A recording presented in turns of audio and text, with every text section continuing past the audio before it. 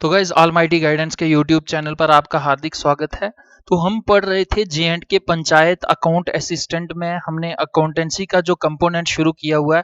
तो गाइज उसके रिलेटेड आज मैं आपके सामने लेके आया हूँ सेकंड वीडियो, यानी जो पार्ट 1 हो चुका है उसमें हम कुछ स्पेसिफिक टर्म्स को देख चुके हैं, उनका कंसेप्ट क्या होता है और किस प्रकार से क्वेश्चंस एग्जाम में देखने को मिल सकते हैं। तो गाइज उनके अलावा भी कुछ जनरल टर्म्स ऐसी होती हैं अकाउंटेंसी में, जैसे क्रेडिट क्या है, कैपिटल क्या होता है, डेबिट क्या होता है, लिक्विडिटी क्या होती है। गाइस इनसे जो है डायरेक्ट क्वेश्चन आपको देखने को मिल सकता है। तो गाइस इसके अलावा अगर आप अकाउंट असिस्टेंट के अलावा भी किसी फाइनेंशियल सेक्टर में किसी भी एग्जाम की तैयारी कर रहे हैं, जैसे आप बैंक पीओ की तैयारी कर रहे हैं, चार्टर्ड अकाउंटेंट की तैयारी कर रहे हैं, तो गाइस जिन भी एग्जाम्स में आपका इंटरव्यू होता है तो इंटरव्यू में आपसे ये डायरेक्ट क्वेश्चंस जो है पूछे जाने की संभावना है। तो guys J&K panchayat account assistant जिसका अभी रिवाइज्ड सिलेबस आ गया है, उसमें कौन कौन से कंपोनेंट्स थे ये मैं आपको पिछली वीडियो में भी बता चुका हूं। तो इसमें टोटल 6 कंपोनेंट्स हैं आपके। तो जो हमने अभी कंपोनेंट शुरू किया हुआ है ये है अकाउंटेंसी एंड बुक कीपिंग का कंपोनेंट, जिसकी वेटेज 30 मार्क्स की है, यानी 120 मार्क्स में से लगभग 30 क्वेश्चंस जो हैं आपको डायरेक्ट इस कंपोनेंट से देखने को मिलेंगे। और ये बहुत ही छोटा कंपोनेंट है, थोड़ा टेक्निकल है, समझने की जरूरत है। अगर आपके कंसेप्ट्स क्लियर होंगे तो गाइस आपके यहाँ से 30 में से 30 मार्क्स आने की काफी ज्यादा पॉसिबिलिटी है। तो गाइस हम देखते हैं नेक्स्ट।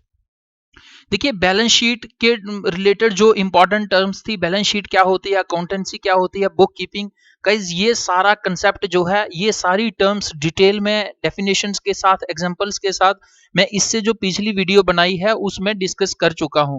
तो गाइस पिछली वीडियो में बैलेंस शीट के रिलेटेड टर्म्स को मैंने डिफाइन किया है, उसके साथ साथ इनकम स्टेटमेंट टर्म्स यानी डेप्रिसिएशन क्या होती है, एक्सपेंस क्या होता है, नेट इनकम क्या होती है, नेट मार्जिन, रेवेन्यू। तो गाइज ये सारे जो टर्म्स हैं जो आप स्लाइड पे देख रहे हैं, इन सबको मैं डिस्कस कर बैठा हूं। तो गाइज अगर आपने वो वीडियो नहीं देखी हुई है तो अपने कंसेप्ट्स को क्लियर करने के लिए, एग्जाम में अच्छा स्कोर करने के लिए आप उनको भी जरूर देखें। तो गाइज आज की वीडियो में हम क्या डिस्कस करेंगे, कुछ जनरल टर्म्स जो अकाउंटेंसी में या आपकी डेली लाइफ में जो बैंक से रिलेटेड ऑपरेशंस होते हैं उनमें आपको देखने को मिलेंगी। जैसे आज की वीडियो में हम देखेंगे अकाउंटिंग पीरियड क्या होता है, एलोकेशन क्या होती है, बिजनेस या फिर एक लीगल एंटिटी जिसे हम बिजनेस यानी एक रजिस्टर्ड बिजनेस क्या होता है, डिटेल में देखेंगे। कैश फ्लो क्या होता है, सर्टिफाइड पब्लिक अकाउंटेंट क्या होता है, क्रेडिट क्या होता है, डेबिट क्या होता है, डाइवर्सिफिकेशन क्या है, फिक्स्ड कॉस्ट क्या है, जनरल लेजर क्या है, लेजर अकाउंट क्या है, सब देखेंगे। इंटरेस्ट क्या होता है गाइस। इसके अलावा हम देखेंगे कि लिक्विडिटी क्या होती है। गाइस मोस्ट इंपॉर्टेंट एक आपकी यहाँ पर ये कंपोनेंट के अंदर एक टर्म है जिसका नाम है लिक्विडिटी। तो गाइस लिक्विडिटी से डायरेक्ट क्वेश्चन आपको कम से कम 2 या 3 क्वेश्चन इस अकाउंट असिस्टेंट के एग्जाम में देखने को मिलेंगे। उसके बाद हम देखेंगे ओवरहेड एक्सपेंसेस क्या होते हैं, पे रोल क्या है, प्रेजेंट वैल्यू का कंसेप्ट क्या होता है, रिसीप्ट्स क्या होती हैं और कैपिटल क्या होता है। तो गाइस ये जो कुछ जनरल टर्म्स अकाउंटेंसी में जो होती हैं इनकी अब हम डिटेल में डेफिनेशंस के साथ देखते हैं। तो सबसे पहले हम देखते हैं कि ये अकाउंटिंग पीरियड क्या होता है, यानी इसकी डेफिनेशन क्या है। An accounting period is designated in all the financial statements, income statement, balance sheet, and statement of cash flows. The period communicates the span of time that is reported in the statements. तो guys accounting period क्या हो गया, account का मैंने आपको बता दिया accountancy का कि एक सिस्टमेटिक वे से किसी रिकॉर्ड को मेंटेन करना, उसकी क्लासिफिकेशन करना और अगर उसको रिपोर्ट किया जाता है तो इस सारी प्रोसेस को अकाउंटेंसी कहा जाता है। अब इस अकाउंटेंसी यानी अकाउंटिंग पीरियड क्या होता है कि आप ये सारा काम आप रिकॉर्ड कर रहे हो, आप क्लासिफिकेशन कर रहे हो, आप रिपोर्ट कर रहे हो, तो कितना टाइम पीरियड है, उस टाइम पीरियड को क्या कहा जाता है, उसको अकाउंटिंग पीरियड कहा जाता है।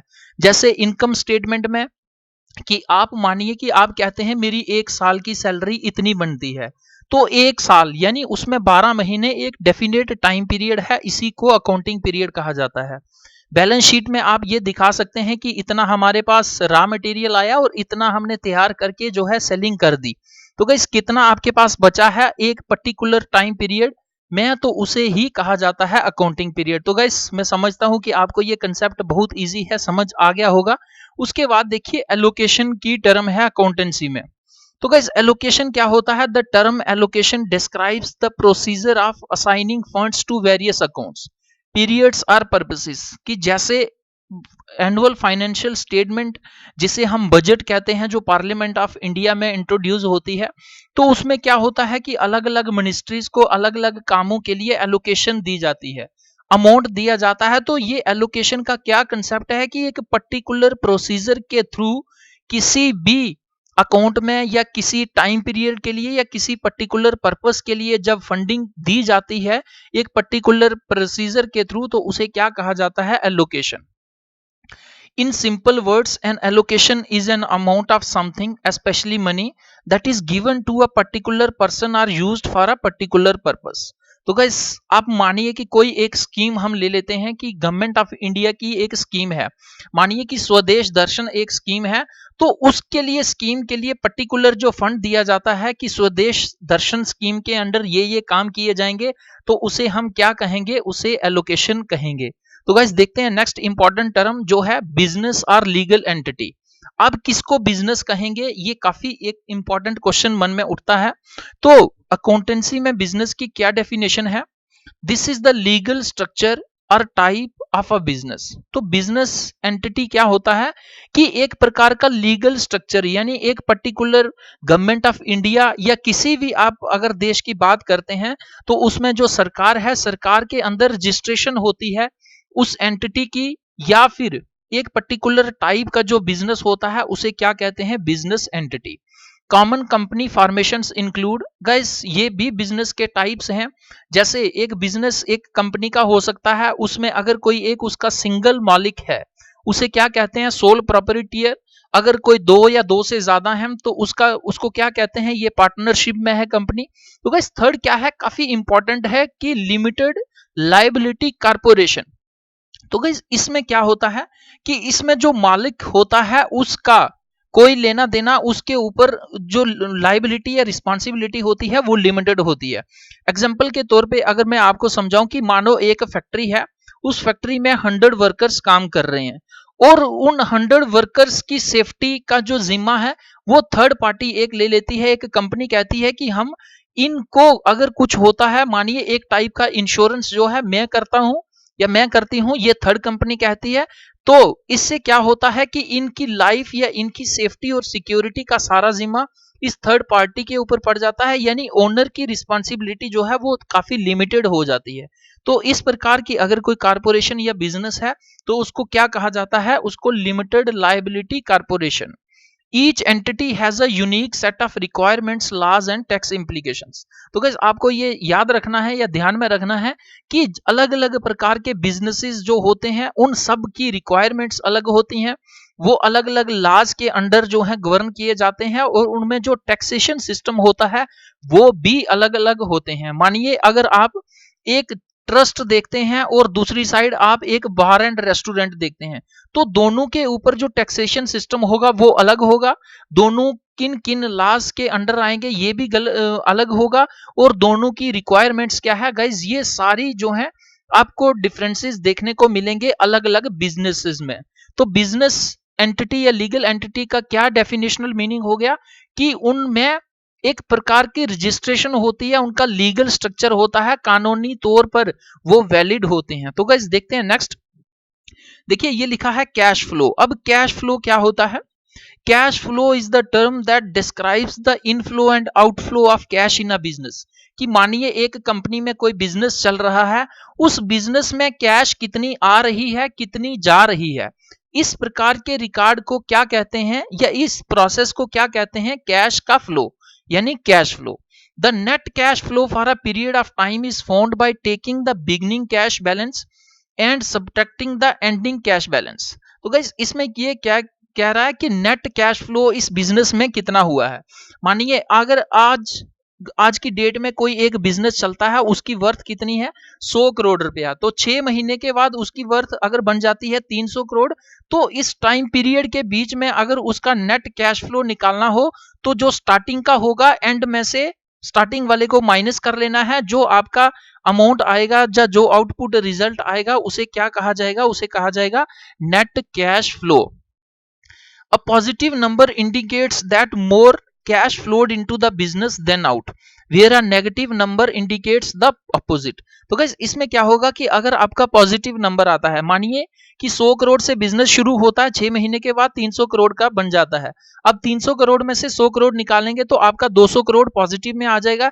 इसका मतलब कि ये जो कैश का फ्लो हुआ है बिजनेस में ये पॉजिटिव है, ये प्रॉफिट में जा रहा है। तो गाइस इसी के बजाय अगर 300 करोड़ में बिजनेस शुरू होता है, 6 महीने के बाद 1 करोड़ का रह जाता है, तो इसमें क्या होगा कि -200 करोड़ का बिजनेस जो उसका माइनस में चला जाएगा। तो इससे क्या पता चलेगा कि ये जो नेट कैश फ्लो है ये नेगेटिव में है, यानी बिजनेस जो है ये घाटे में है। तो गाइस कैश फ्लो से क्या तात्पर्य है कि एक बिजनेस में कितना मनी आ रहा है, कितना जा रहा है, इस सारी प्रोसेस को क्या कहा जाता है, कैश फ्लो। तो गाइस देखते हैं नेक्स्ट इंपॉर्टेंट टर्म। अब ये देखिए क्या लिखा है कि सर्टिफाइड पब्लिक अकाउंटेंट। तो गाइस जिस प्रकार से आप चार्टर्ड अकाउंटेंट या आप अलग अलग प्रकार के अकाउंटेंट्स देखते हैं जो रजिस्टर्ड होते हैं, उन्हें हम क्या कह सकते हैं, उन्हें अकाउंटेंसी की टर्म में सर्टिफाइड पब्लिक अकाउंटेंट कहा जाता है। अब ये क्या होता है, certified public accountant is a professional designation that an accountant can earn by passing the certified public accountant exam and fulfilling the requirements for both education and work experience which vary by state। तो guys certified public accountant कौन होता है, इसके पास दोनों qualifications होती हैं, यानी एक तो इसने ये सर्टिफाइड पब्लिक अकाउंटेंट का जो एग्जाम है वो भी क्लियर किया होता है, सेकंड नंबर पर इसके पास जो है चार्टर्ड अकाउंटेंट या इस प्रकार के पब्लिक अकाउंटेंट के काम करने का एक्सपीरियंस भी होता है। तो गाइस अगर ये दोनों चीजें होंगी एक पर्सन के पास तो उसे क्या कहा जाएगा, सर्टिफाइड पब्लिक अकाउंटेंट कहा जाता है अकाउंटेंसी के कंपोनेंट में। तो इस किस प्रकार की रिक्वायरमेंट्स होगी, किस प्रकार का एग्जाम होगा या मिनिमम उसका वर्किंग एक्सपीरियंस कितना होगा, ये स्टेट टू स्टेट, राज्य टू राज्य जो है ये वेरी करता है। गाइस अकाउंटेंसी में मोस्ट इंपॉर्टेंट टर्म आपको देखने को मिलेगी कि क्रेडिट। क्रेडिट और डेबिट जो है ये दोनों एक दूसरे के अपोजिट हैं। अब क्रेडिट को देखते हैं, क्रेडिट क्या है, a credit is an increase in the liability or equity account or a decrease in an asset or expense account. तो गाइस क्रेडिट क्या होता है कि मानिए एक यहां पर बैंक है, एक बैंक है, अगर इस बैंक के पास पैसा आता है यानी इसमें अमाउंट क्रेडिट होता है, तो ये क्या होगा कि इंक्रीज इन लायबिलिटी, की इसकी रिस्पॉन्सिबिलिटी या लायबिलिटी जो है वो इंक्रीज हो जाएगी। देखिए अगर आप आज बैंक में अकाउंट में पैसा जमा करवाते हैं, देखिए है तो अकाउंट आपका, लेकिन वो पैसा किसके पास पड़ा हुआ है, वो बैंक के पास पड़ा हुआ है। तो बैंक की रिस्पॉन्सिबिलिटी है, लायबिलिटी है कि आपके पैसे को सुरक्षित रखना और जो मिनिमम इंटरेस्ट रेट जो मेंटेन करके रखा हुआ है और जिसके बेस के ऊपर आप वहां पर इन्वेस्ट कर रहे हैं पैसे को या सेव कर रहे हैं, तो गाइस इसमें किसी प्रकार की फ्लक्चुएशन ना आए। तो गाइस किसी प्रकार की फ्लक्चुएशन को रोकने के लिए बैंक क्या करता है कि आपके पैसे को सेव करता है, वो आगे जो आपके साथ सेट किया होता है टाइम पीरियड की इतनी देर के बाद, चाहे अगर वो फिक्स्ड है, फिक्स्ड डिपॉजिट की शेप में है, तो बैंक क्या करता है उसको आगे कहीं फर्दर बिजनेस में लगाता है, वहां से पैसे कमाकर कुछ अपना प्रॉफिट रखता है और कुछ वापिस जो इन्वेस्टर होता है उसको दे देता है। तो गाइस क्रेडिट क्या है कि क्रेडिट अगर किसी एक बैंक या कोई भी फाइनेंशियल इंस्टीट्यूशन है उसमें पैसा आता है, उसमें क्रेडिट होता है, तो उसकी लायबिलिटी या इक्विटी अकाउंट है उसमें इंक्रीज हो जाता है, और decrease in an asset or expense account. Second ये कह रहा है कि अगर मानिए एक बैंक है उसने कहीं लोन दिया हुआ है, अब लोन्स जो होते हैं ये बैंक के असेट्स होते हैं, और अगर उस बैंक में से वापस कुछ पैसा क्रेडिट हो रहा है तो क्या हो रहा है, इसका मतलब कि जो असेट है उसका लोन है उसमें डिक्रीज हो रहा है, धीरे धीरे उसका जो कस्टमर है लोन चुका रहा है। तो गाइस क्रेडिट का क्या मतलब होता है कि क्रेडिट का मतलब होता है बैंक या फाइनेंशियल इंस्टीट्यूशन में पैसे का आना, पैसे का आना, लायबिलिटी का बढ़ना और असेट का डिक्रीज होना। इसी के अपोजिट क्या होता है कि डेबिट। मानिए एक बैंक है वहां से आप पैसा लेते हैं, तो उसे क्या कहा जाएगा, उसे बैंक के अकाउंट में से ये पैसा डेबिट हो रहा है यानी निकल रहा है। तो इससे क्या होगा कि जितना निकलेगा यानी उतना उसका एसेट जो है इंक्रीज होता जा रहा है। मानिए एक बैंक में से आप 50 लाख का लोन लेते हैं, तो आपको क्या करना है, ये बैंक के लिए एसेट बन जाएगा, आपको विद इंटरेस्ट उसको पे करना है। तो बैंक के लिए जो एसेट है वो बढ़ता जाएगा, एक्सपेंस अकाउंट बढ़ता जाएगा, लेकिन उसकी जो लायबिलिटी है उसमें डिक्रीज होता जाएगा, क्योंकि बैंक की लायबिलिटी अब इतनी ही है, उसकी रिस्पॉन्सिबिलिटी कि जिसको उसने पैसा दिया है उसको वापिस वसूलना है। यानी अगर ना भी मिले तो भी बैंक सरवाइव कर सकता है। अगर गाइस बैंक को ये पैसा देना हो तो ये काफी टेंशन का काम रहता है। देखिए, जिसमें टेंशन ज्यादा होगी उसमें लायबिलिटी होगी, और जिसमें टेंशन नहीं होगी उसमें आपकी लायबिलिटी नहीं होगी, यानी आपका एसेट में इंक्रीज होगा और लायबिलिटी में डिक्रीज होगा। तो गाइस देखते हैं नेक्स्ट इंपॉर्टेंट टर्म, ये देखिए क्या है, डाइवर्सिफिकेशन। तो गाइस अगर आपने आपके इर्द गिर्द भी काफी बड़े बड़े बिजनेसमैन होते हैं, तो बिजनेसमैन की क्या खासियत होती है कि उनका बिजनेस सिर्फ एक ही फील्ड में नहीं होता है, अलग अलग फील्ड में। मानिए कि कोई अगर एक ट्रांसपोर्टर है तो वो कुछ पैसेंजर व्हीकल भी डालेगा, कुछ टूरिस्ट भी डालेगा, कुछ आपके लोड कैरियर भी डालेगा। कहने का उसका तात्पर्य ये है काम करने का कि मानिए लॉकडाउन हो गया, जैसे आज के कोरोना वायरस के चलते हुआ कि आपके पैसेंजर तो गाड़ियां रुक जाएंगी, लेकिन आपके जो गुड्स कैरियर हैं, एसेंशियल सर्विसेज से जुड़ी हुई हैं, वो चल रही हैं। यानी अगर आपको एक से नुकसान होता है तो उसकी भरपाई करने के लिए आपका दूसरा बिजनेस हमेशा आपके साथ रहेगा। तो इसी को क्या कहा जाता है, सिंपल शब्दों में इसे कहा जाता है diversification. Diversification is a method of reducing risk, कि आपको जो रिस्क है आपके बिजनेस में उसको रिड्यूस करता है। कैसे? The goal is to allocate capital across a multitude of assets so that the performance of any one asset does not dictate the performance of the total। तो इसका कहने का ये तात्पर्य है कि अगर आपका कोई एक पर्टिकुलर फील्ड जो है, मानिए मैंने आपको जैसे एग्जांपल दी है ट्रांसपोर्ट सेक्टर की, कि अगर आपकी एक प्रकार की गाड़ियां नहीं चल रही हैं तो उनका आपको जो इफेक्ट है पूरे बिजनेस पर नहीं पड़ेगा, क्योंकि आपकी एसेंशियल सर्विसेज से चल रही हैं, आपकी लोड कैरियर चल रही हैं, आपकी टूरिस्ट चल रही हैं, यानी सिर्फ एक ही आपकी रुकी है। तो गाइस इस प्रकार से आपके पास जब कोई बैकअप के लिए बिजनेस होता है तो उसे क्या कहा जाता है, उसे अकाउंटेंसी में डाइवर्सिफिकेशन कहा जाता है। गाइज नेक्स्ट है फिक्स्ड कॉस्ट। तो गाइज गोल्ड के टर्म्स में अगर हम देखें तो ये काफी अप्रोप्रिएट बैठता है। फिक्स्ड कॉस्ट क्या होता है देखते हैं इस खूबसूरत डेफिनेशन में।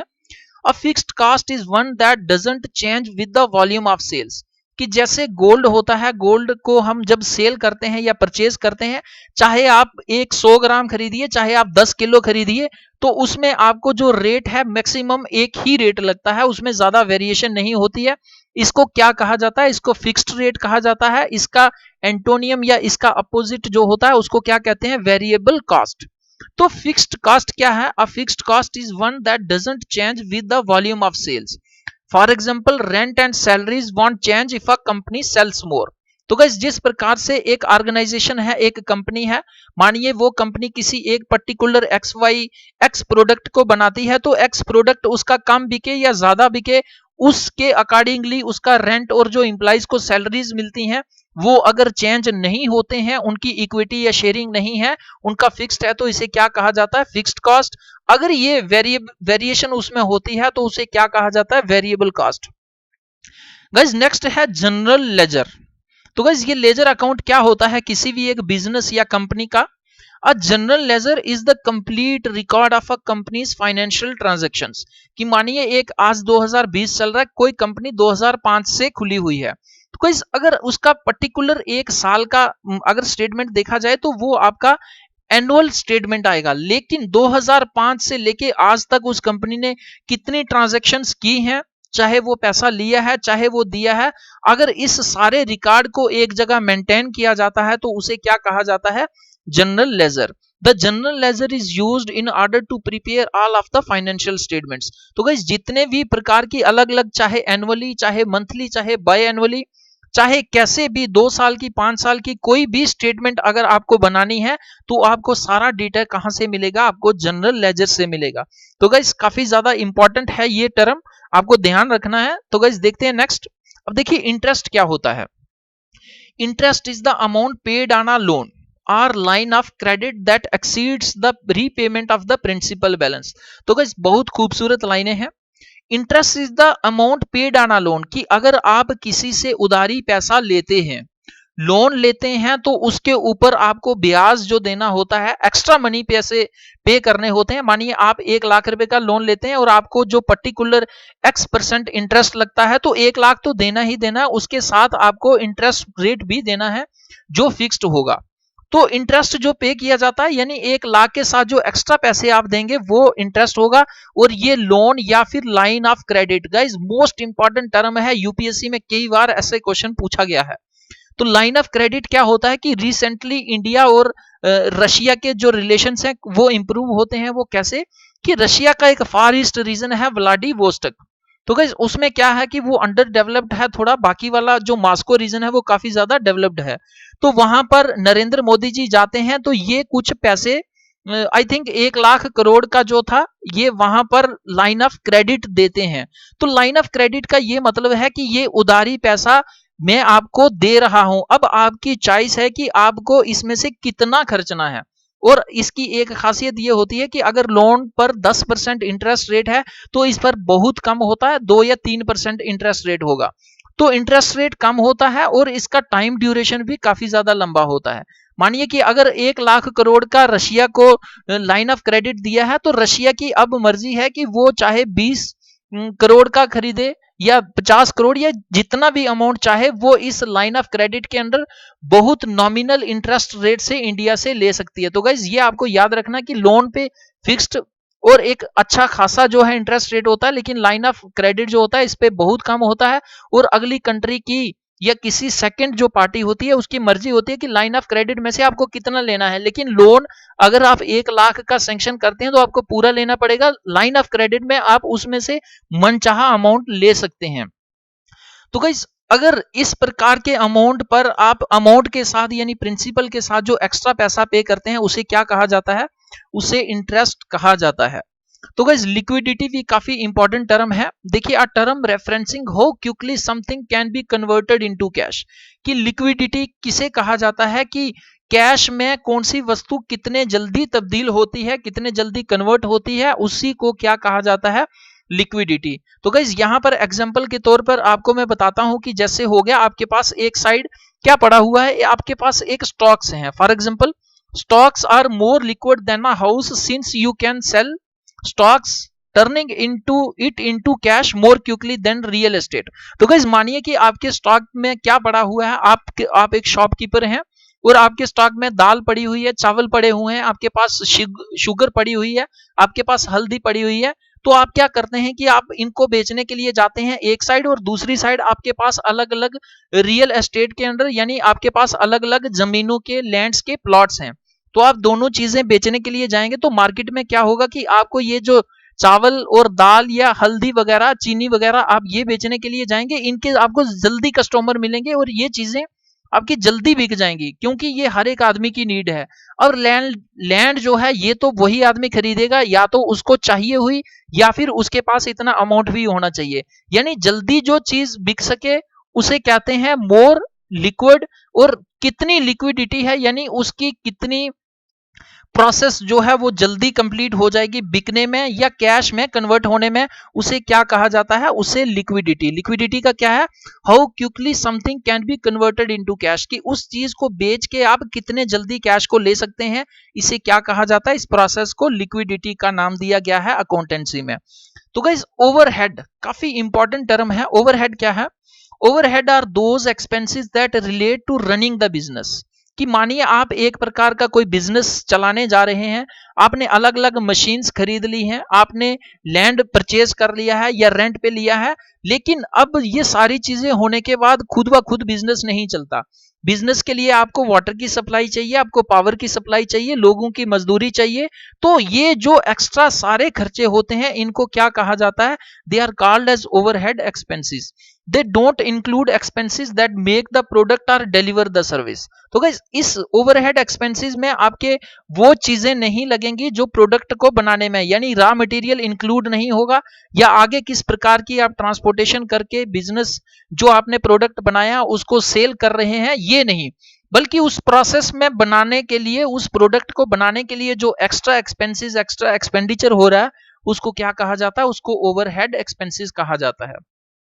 For example overhead often includes rent हो गया, या आपने जो वहां पर एग्जीक्यूटिव्स यानी जो वर्कर्स लगाए हुए हैं उनकी सारी सैलरीज, तो ये किस में आएगा, ये ओवरहेड एक्सपेंसेस में आएगा। तो गाइस इसके बाद भी कुछ इंपॉर्टेंट टर्म्स हैं, अब 3-4 ही रह गई हैं। जैसे पे रोल होता है, तो पे रोल क्या है कि आपने अपने बिजनेस में या कंपनी में, लीगल एंटिटी में आपने कितने मुलाजिम्स लगाए हैं, वर्कर्स लगाए हैं, और उनको आप कितनी सैलरीज दे रहे हैं, वेजेस दे रहे हैं, बोनसेस यानी इंसेंटिव्स दे रहे हैं, या आप उनकी कटौती कर रहे हैं।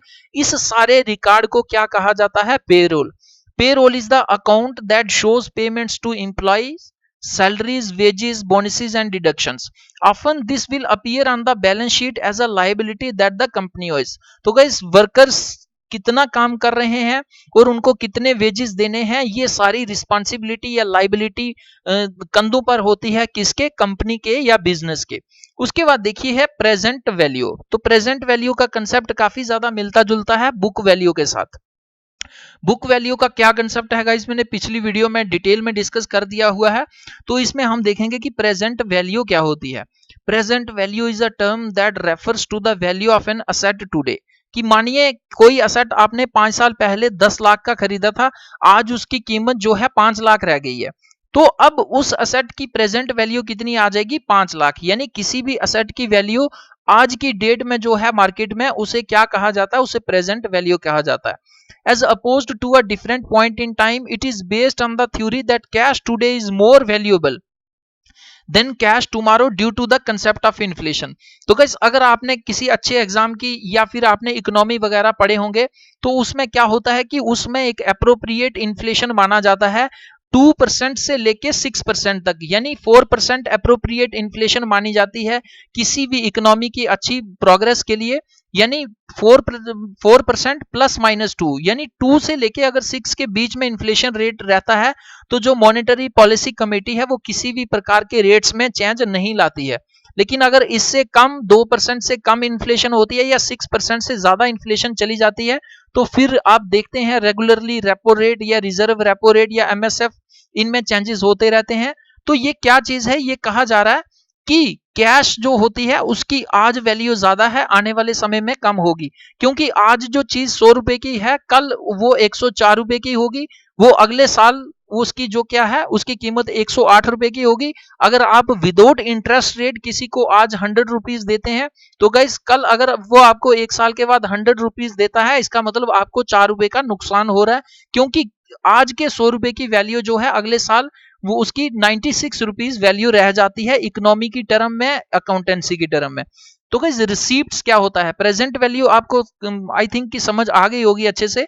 तो रिसीप्ट क्या होता है, A receipt is a document that proves payment was made। तो रिसीप्ट क्या होता है, मानिए आप अगर कोई एप्लीकेशन फॉर्म, आज से अगर 2-3 साल पहले की बात की जाए, तो आप यूनिवर्सिटी में या कोई भी किसी भी कम्पिटिटिव एग्जाम के लिए जब आप ऑनलाइन नहीं फॉर्म होते थे, तो आप ऑफलाइन फॉर्म्स भरते, तो आपको एक प्रकार की रिसीप्ट मिलती थी। तो उस रिसीप्ट का ये मतलब है कि आपने ये काम किया है और मैं आपको रिसीप्ट देता हूं कि मैंने ये काम आपसे इस प्रकार का डॉक्यूमेंट लिया है। तो इकोनॉमी या अकाउंटेंसी में रिसीप्ट का क्या कंसेप्ट होता है, it is a document that proves payment was made, कि आपने पेमेंट की है और आपके पास एक पर्टिकुलर रिटन डॉक्यूमेंट है, उसी को रिसीप्ट कहा जाता है, और जो ये प्रूव करता है कि आपने पेमेंट की है। A receipt is a piece of paper or electronic document confirming that the seller received money from the purchaser, कि जो वस्तु को, प्रोडक्ट को बेच रहा है उसने पैसा लिया है और प्रोडक्ट बेचा है किसको, परचेजर को।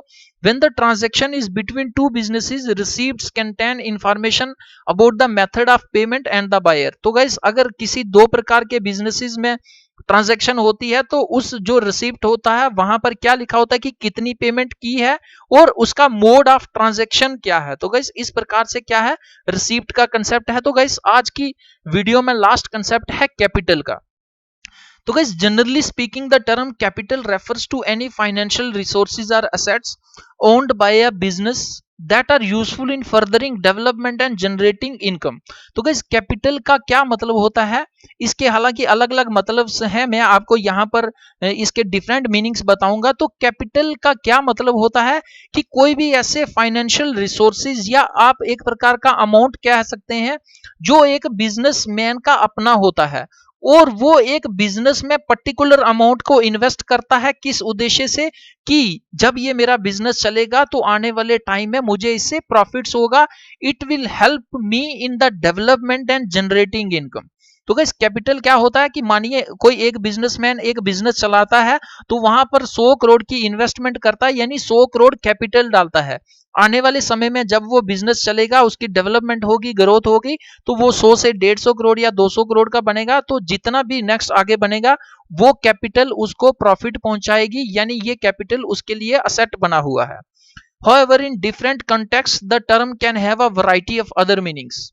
Capital can refer to funds raised to support a particular business और प्रोजेक्ट। तो गाइस क्या होता है कि कई बार गवर्नमेंट में आपने देखा होगा कि गवर्नमेंट ऑफ इंडिया या रिजर्व बैंक ऑफ इंडिया या और भी प्राइवेट एंटिटीज जो होती हैं वो बॉन्ड्स इशू करती हैं। तो बॉन्ड्स इशू करती हैं, रिटन पेपर्स देती हैं और लोगों से पैसा वसूलती हैं। तो एक प्रकार का कैपिटल वो रेज करती हैं, पैसा इकट्ठा करती हैं किसी पर्टिकुलर बिजनेस को चलाने के लिए या एक पर्टिकुलर प्रोजेक्ट के लिए। तो गाइस पैसे को इकट्ठा करना बॉन्ड्स के थ्रू, ये भी कैपिटल की डेफिनेशन के अंडर आता है। नेक्स्ट कह रहा है capital can also represent the accumulated wealth of a business represented by its assets less liabilities. तो गाइस एक बिजनेस, मानिए एक बैंक है, उसके पास 500 करोड़ है, 500 करोड़ में से 100 करोड़ लोगों का इन्वेस्टेड मनी है। तो जब आप बैंक में से जो वो 100 करोड़ होगा लोगों का इन्वेस्टेड मनी, वो बैंक के लिए लायबिलिटी है, और अगर पूरे 500 करोड़ में से आप 100 करोड़ निकाल दोगे तो वो बैंक के लिए असेट है। और इस असेट को क्या कहा जाता है, इसको कैपिटल कहा जाता है।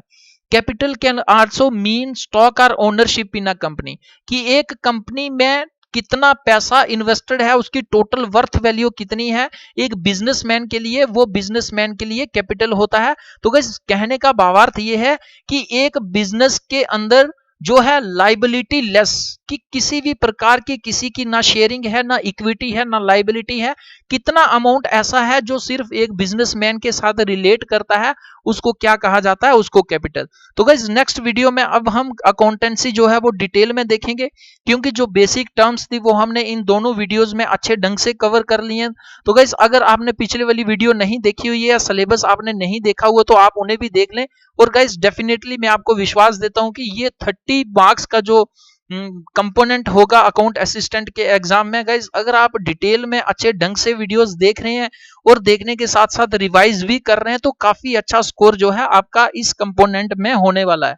तो गाइस आपको ये वीडियो कैसी लगी आप जरूर कमेंट बॉक्स में कमेंट करके बताएं। गाइस अगर आपको कुछ पूछना है या कोई सुझाव देना चाहते हैं, आपके पास अलग अलग रास्ते हैं, आप कमेंट बॉक्स में मैसेज ड्रॉप कर सकते हैं, almightyguidance@gmail.com इस पर मेल कर सकते हैं। ये व्हाट्सएप हेल्पलाइन भी है, इस पर भी आप कुछ हेल्प ले सकते हैं। गाइज अगर आपको ये वीडियो अच्छी लगती है तो आपको क्या करना है कि लाइक वीडियो को जरूर करना है।